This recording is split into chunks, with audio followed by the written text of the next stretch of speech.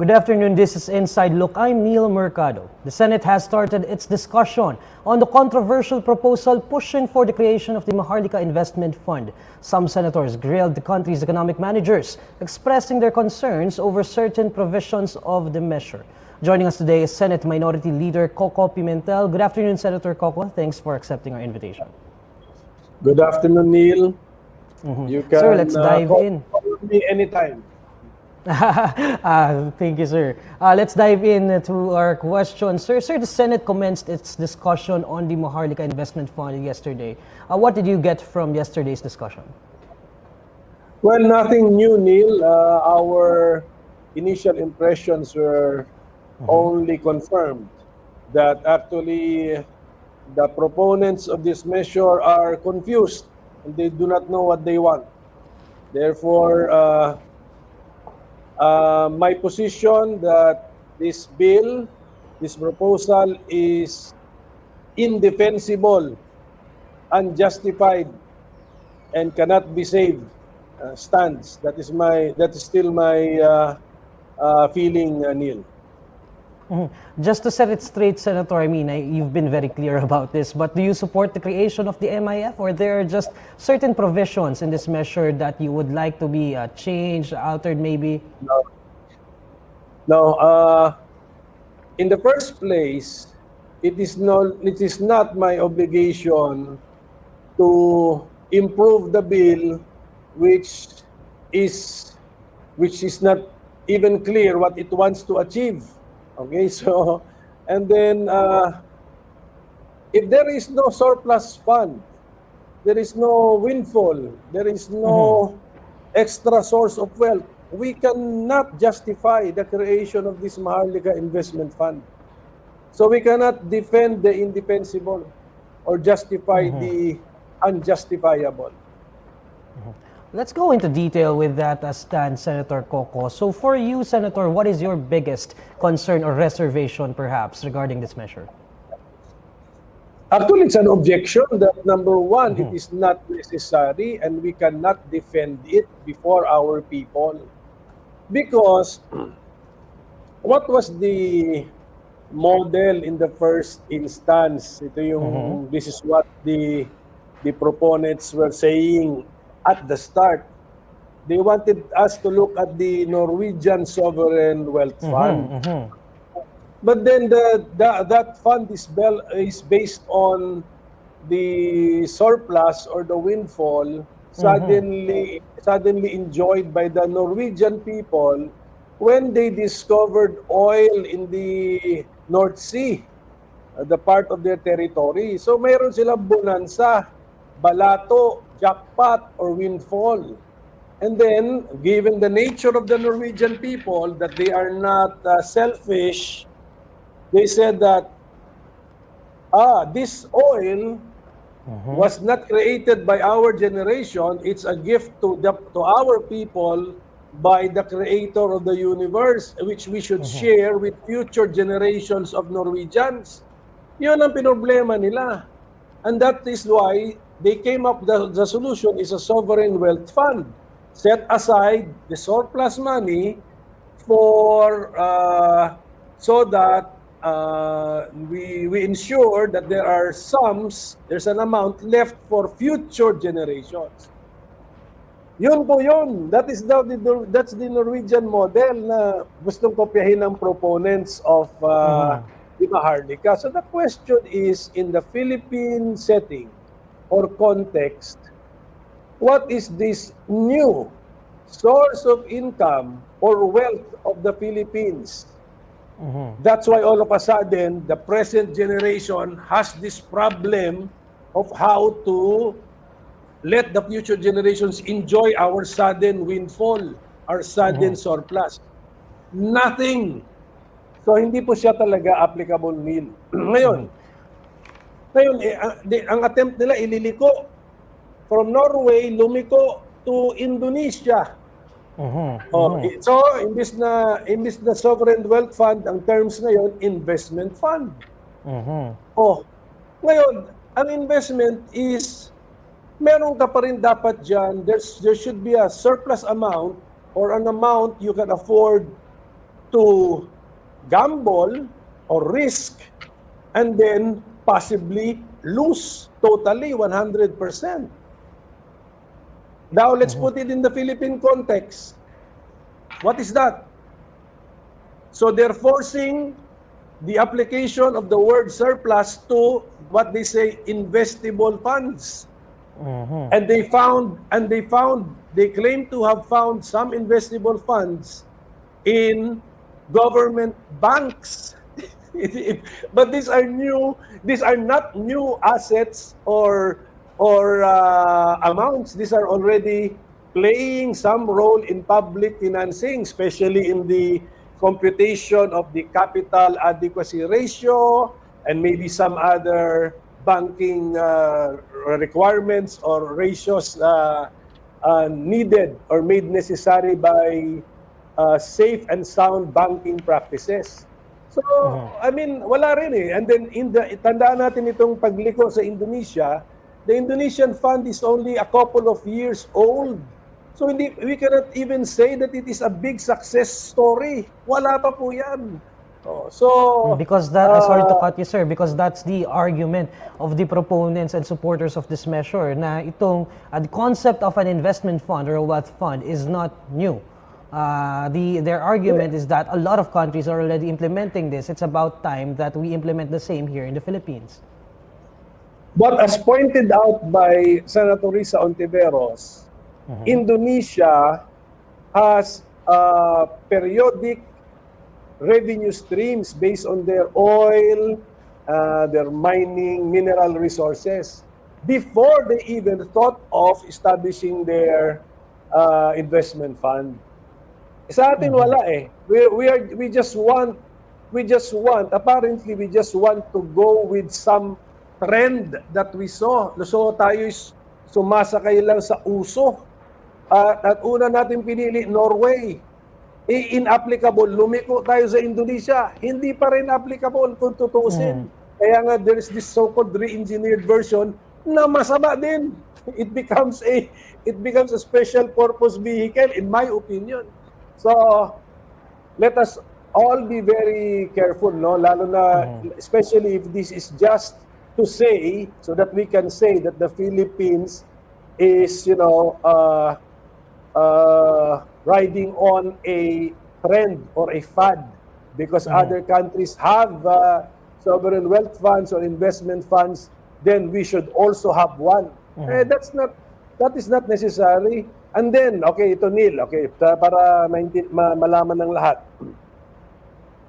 May mga dangerous provisions in the draft bill. Because that Maharlika Investment Corporation, it has been given the power to borrow. Borrow money to invest. Borrow money to put to risk. Borrow money to gamble. Ano yun? In the name of the people, you borrow money. And then, what if let us say, the worst scenario happens? Who will now bear the loss? Anong sagot? Taong bayan, of course, because that was borrowed in the name of the people. Therefore, if they made a mistake and the fund loses money, it is a borrowing, a debt to be paid by the people. But in the process, the managers have been legitimately paid 2% of the assets managed. So, why are we doing all of these things? I mean, the debts will definitely have sovereign guarantee. Sovereign debts yan. Debts of the people na yan. Bakit natin ito ginagawa? Is it even a fundamental governmental function that the government should now be gambling people's money or some sort of public funds to higher risk investments? So yun po ang tanong. These are the very critical, fundamental, and important questions. You mentioned it, sir, like any other investment, there is a risk. So in many ways, this is a sort of a gamble from our government. And you mentioned Norway, so let's talk about Norway. As you know, Senator Koko, Norway's wealth fund, one of the world's largest investors, posted a record loss of $164 billion for 2022. So it begs the question, is the Philippines in a good place right now to take such a risk? We also found out during the discussions yesterday over there at the Senate that it came from the National Treasury themselves that the taxpayers will ultimately carry the burden of these losses. That's correct, Neil. So if for those who just want to question the timing, they can cite the Norwegian experience as well as some Hong Kong fund, that the timing of putting up a sovereign wealth fund or an investment fund now is wrong timing. Okay, so that's an additional argument against the proposal. But my basic objection is it is not justified at all. See, Norway was justified in coming up with its sovereign wealth fund, but because of the bad global economic situation, lost money. So tayo wala nga tayo dun sa initial justification. What is the surplus? What is the windfall? Di ba? What is the additional source of wealth that all of a sudden we are enjoying, which will now justify us in adopting Norway's concept of the sovereign wealth fund? So, Senator, what do you see is the biggest problem here? Is it the source? Is it the motivation? Is it the need for this investment fund? There is no need for an investment fund. We cannot justify it because there is no source. And the best version given to us by, I'm assuming this came from the executive branch, is a confused version. It has inherent inconsistencies because it is confused.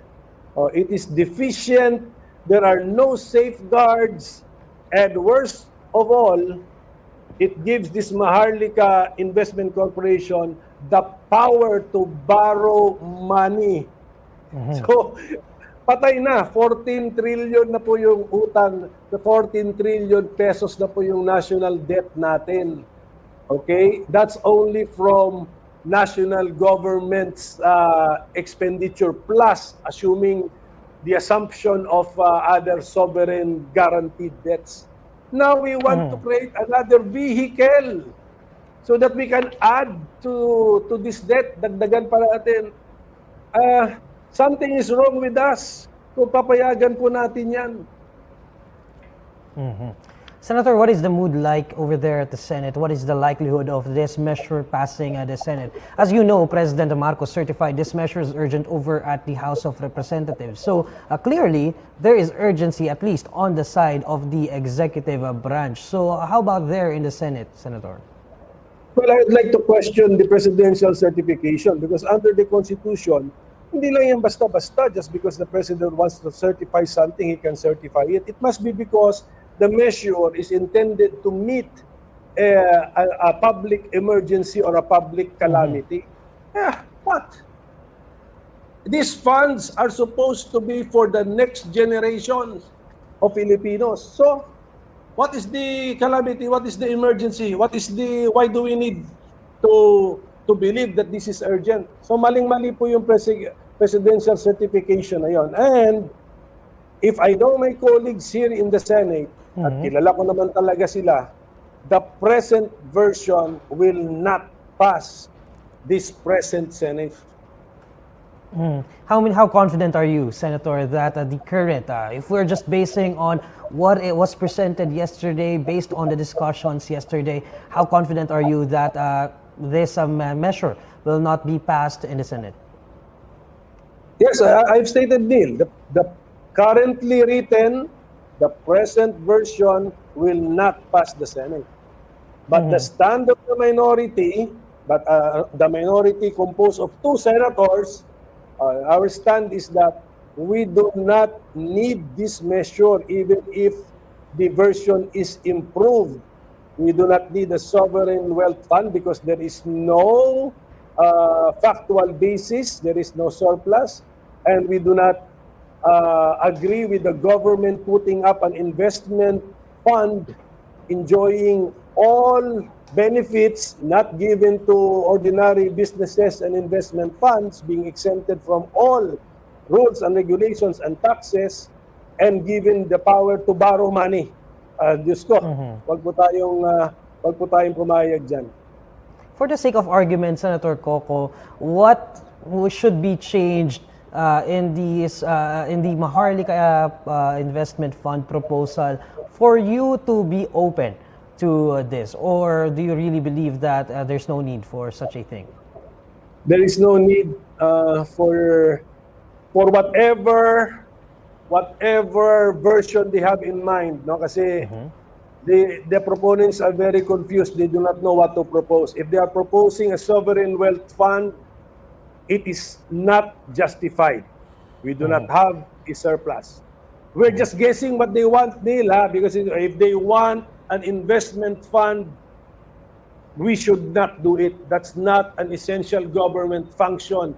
It is unfair and violative of the Equal Protection Clause to give that corporation all of the benefits you deny the other corporation, so that it will, on paper, appear to be a very good business compared to the other businesses. The other businesses have tax burdens. This one does not have tax burden. And pinakamasama nga, you give it the power to borrow money so that it can invest in the name of the people, and then if they make wrong decisions, who will be left to shoulder the loss, to make up for the loss? Si Filipino people pa rin. So we are just actually, ulitin ko, we are just creating by law another vehicle to add to our national debt, 14 trillion pesos, thereabouts na po yung halagang yan. So, Senator, with that said, why do you think there seems to be an urgency on the side of the executive branch for this to be submitted? Clearly, the issuance of the certification of urgency over at the House of Representatives shows the urgency from the side of the executive branch. So, why do you think there is this urgency? And do you personally believe that the passage of this measure is being rushed? The certification of urgency definitely gives the impression that it is urgent, and we need to act on it immediately, if not rush it. So I appeal to the office of the president to withdraw the certification of urgency of the Maharlika Investment Fund bill. And then, what is the motivation? I think, Neil, you better ask them. I cannot answer for what went on in their minds, you know. Senator, and then remember, Neil, ahead, remember, if we go back to the campaign period, this was not mentioned in the campaign period. This was not mentioned in the SONA, not mentioned in the medium-term fiscal framework, and not mentioned or listed in the LEDAC, the legislative executive priorities. So question is, saan galing ito? And all of a sudden certified pa. So let the executive branch answer those questions, Neil. For my final question on this topic, sir, for the side of the minority, let's be frank for a second here, Senator. There's only two of you in the minority bloc. So what can the minority bloc do to ensure that this measure is scrutinized, that we do not leave any loopholes in this measure? We will insist on our rights, the rights of the minority, under the Senate rules. But that's why we also conduct this media interview, so that our people will know the contents, intention of this Maharlika Investment Fund bill. But ganito, Neil, I will make the bold claim that as far as the present version of the Maharlika Fund bill is concerned, we are not in the minority. We are this group in the Senate finding that version insufficient, incomplete, confused, completely lacking in details and safeguards. That, I think, is the majority position in the Senate right now. Okay, Senator, let's discuss the issue of the International Criminal Court's investigation on the anti-drug campaign of the Duterte administration. We'll just take a quick break. Inside Look, we'll be right back. Stay with us.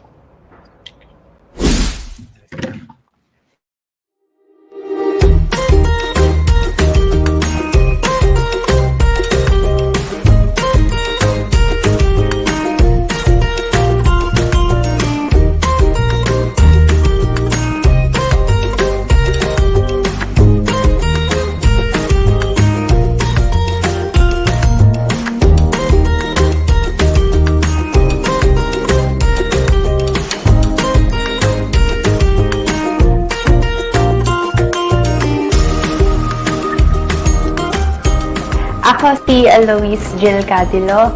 Currently, student ako sa UP, pero at the same time, nagtatattoo ako sa sining tinta. Personally, na nagpapatattoo ako, hindi ako ganun ka-comfortable doon. So, naisip ko, lahat ng hindi ako comfortable with, iibahin ko siya. Light lang yung curation ng space para hindi ka natatakot pag nagpapatattoo ka, lalo na't masakit kasi magpatattoo.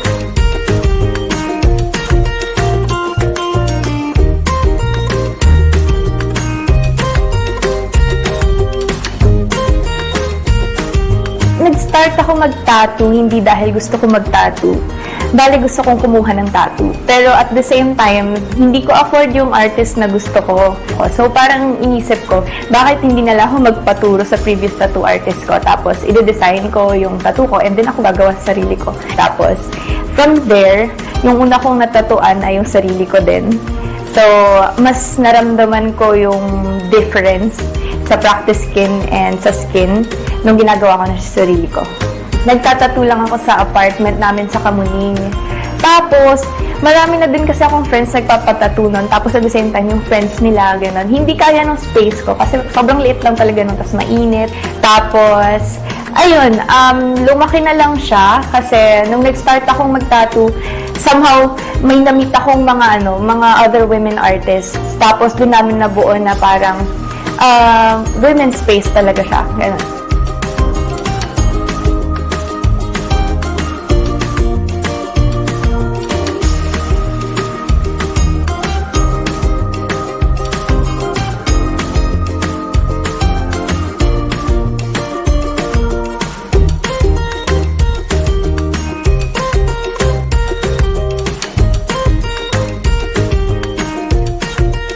Sining tinta, kapag English, ink art, gano'n. Yung pinaka-tagline kasi, it's malaya at mapagpalayang sining. Tapos, at the same time, yung artists ay puro women. Kasi, marami sa clients ko, previously, nagkukwento na, they don't feel safe kapag puro male yung artists nila, gano'n. May ganong stories. I want to take that scare away, gano'n, yung that intimidation. And the only way na I can do it is if we strictly create a space na women artists lang din talaga.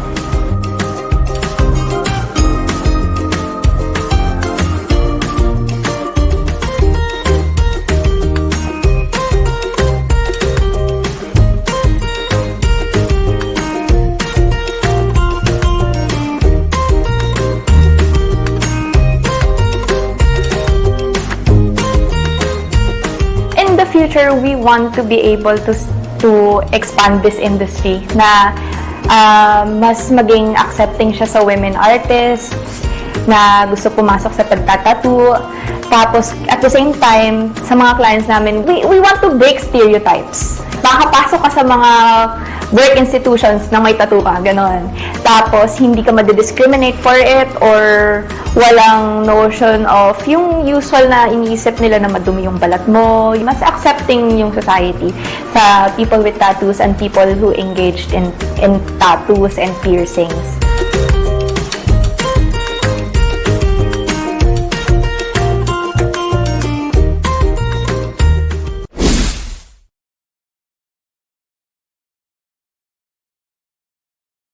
You're watching Inside Look. With us today is Senate Minority Leader Koko Pimentel. Senator Koko, let's talk about the investigation of the International Criminal Court on the anti-drug campaign of the Duterte administration.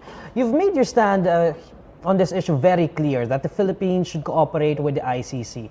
But the stand of the government is that the ICC should respect the judicial system of the Philippines. Some even raised that this is an issue of sovereignty. Senator Koko, do you see this as an issue of sovereignty? No, this is not an issue of sovereignty because actually we should decide to cooperate. It's already the exercise of our sovereignty that we want to cooperate. Why do we want to cooperate? Because number one, we were once upon a time a member of the treaty. And the treaty, when we entered into the treaty, required us to cooperate for investigation or fact-finding during that time period that we were still a member of the treaty. So, yun lang tayo, we should cooperate to the extent of the terms of the treaty which we signed and entered into before. So, actually, what we should be aware of is that, as far as I understand this is just a fact-finding or investigation stage. So, this mission or their team, the ICC team, can even come up with the conclusion that there is no issue, there has been no violation of any international humanitarian law or of the Rome Statute. So, yun po yun, that could still be a possible outcome. But at least we are showing to the affected families that we also want them to achieve justice in their individual cases or grievances. Ganun po yun. I mean, it should be as simple as that. Okay? Because cooperation, deciding to cooperate, is also an exercise of our sovereignty. Senator, let me read what President Duterte has to say regarding this issue. In a television interview, the former president said, and I quote, "Since when was it a crime for a sovereign head of state for me to threaten criminals? Sabi ko, if you destroy my country, I will kill you. You know you take an oath to protect the people. How can I protect you with just empty words? If I have to kill those who want to harm you, then so be it." This was said by former President Duterte in a television interview in response to the ICC investigation. Senator Koko, what's your take on that statement? Well, that goes into the substance of the issue, no, or the controversy. So, that would definitely be taken into account by the investigators. But then those are just words, Neil. I don't think any leader of any country, party to the ICC treaty, will be held to account or will be punished just because of those words. So, wag na tayo tumingin doon sa words na po na yun. So, let us allow the investigation so that they can get more facts, more than just words. Another point made here by the camp of former President Duterte is that we have our own judicial system here in the Philippines. Is that he's willing to face Philippine courts, but not those investigating outside the country. So, what's your take on that, Senator? Well, tama naman po yun. All of us would rather face our own court at the local courts because we do not even know the rules of procedure sa Hague. All I'm saying is that as a responsible member of the international community, the Philippines, which has once upon a time entered into this treaty, should cooperate as far as the words of the treaty are concerned. Kaya sinabi naman dun sa treaty, even if you're no longer a member, you're expected to cooperate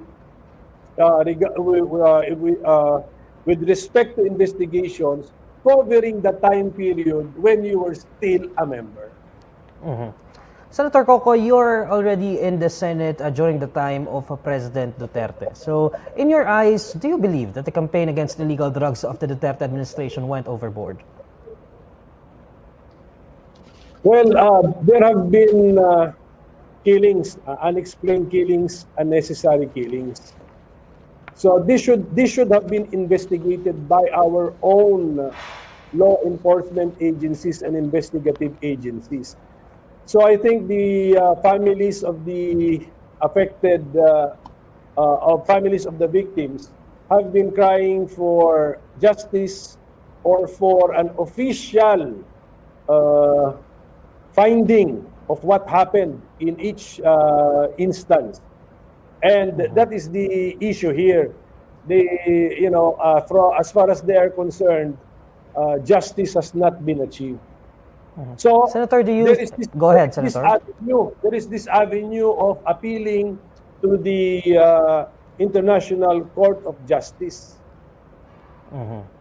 Do you believe, Senator, that the statements and remarks made by President Duterte during his term contributed to the deaths that we witnessed during this bloody war on drugs?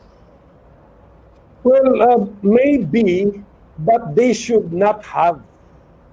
Because if the allegation is that it's our law enforcers, our police who perpetrated these extrajudicial killings based on what they heard, they should have been trained better. Anil, they should know better. Better that it is not that they should not follow illegal orders. And we should always respect human lives and human rights. On to our last topic, Senator, I would like to quickly ask your reaction on this one, since this was just announced this morning. The United States and the Philippines have agreed to accelerate the full implementation of the Enhanced Defense Cooperation Agreement, or EDCA. What's your take on this? Well, we have reviewed the statement, and the venues mentioned there are venues which I have heard years ago. So if they're referring to the same venues, the same bases or places to be used under EDCA, then I think it's about time that we show our treaty partner that we are a serious treaty partner. But that doesn't mean that I agree with the EDCA. But andyan na eh. Okay, nandyan na. So as much as possible, sana we should not have entered into such an agreement, because you're allowing that positioning or the pre-positioning of the supplies, the logistics of a foreign military power on Philippine soil.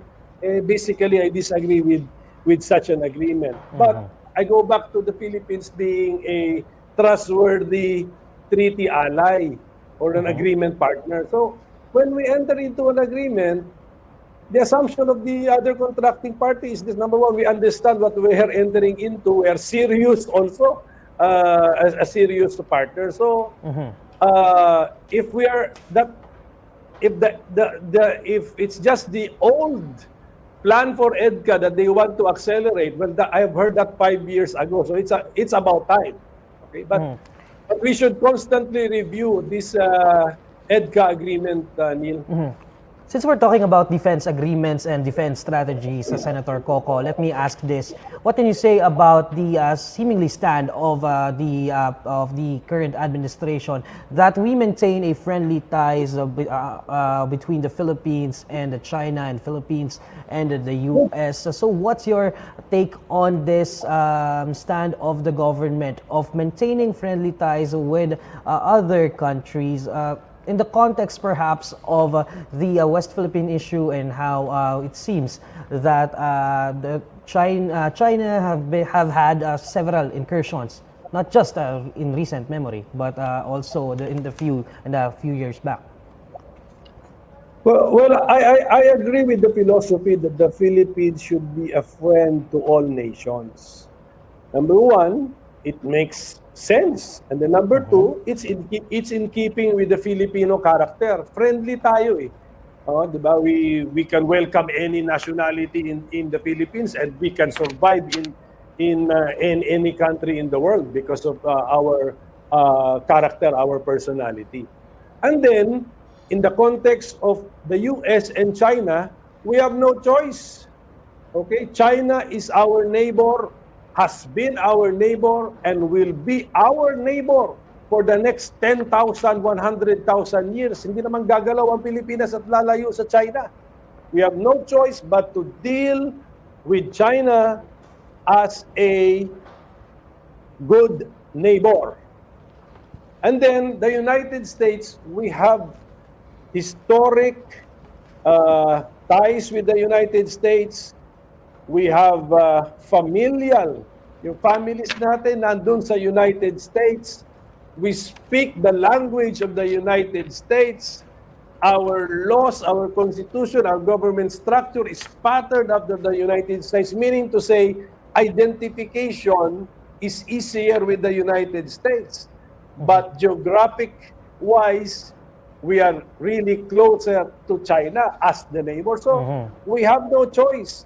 And who wants to alienate a giant neighbor? We should not do that as much as possible. But then, since we are a responsible member of the international community, we believe in the rule of law. Kasi yung rule of law tayo, principle dito na gusto natin mangyari. Domestically, and also we bring it out internationally. So, the behavior in the West Philippine Sea or in the South China Sea must be pursuant to international law, based, most especially international law based on treaties. Kasi yung treaties, ang terms niyan very, very explicit. Our final question, Senator, do you believe that the government is doing enough to address the West Philippine Sea issue? As you know, there's this recent issue over there at the Yungin Shoal involving the Chinese Coast Guard and the Filipino fishermen. There is a limit to what we can do, especially what we can militarily do. And then there is also a limit to what we can physically do. So I think the government is doing its best, no? All it can do, so that we maintain the good relations with China. We allow access of our fisher folk to traditional fishing grounds, as well as to our exclusive economic zone.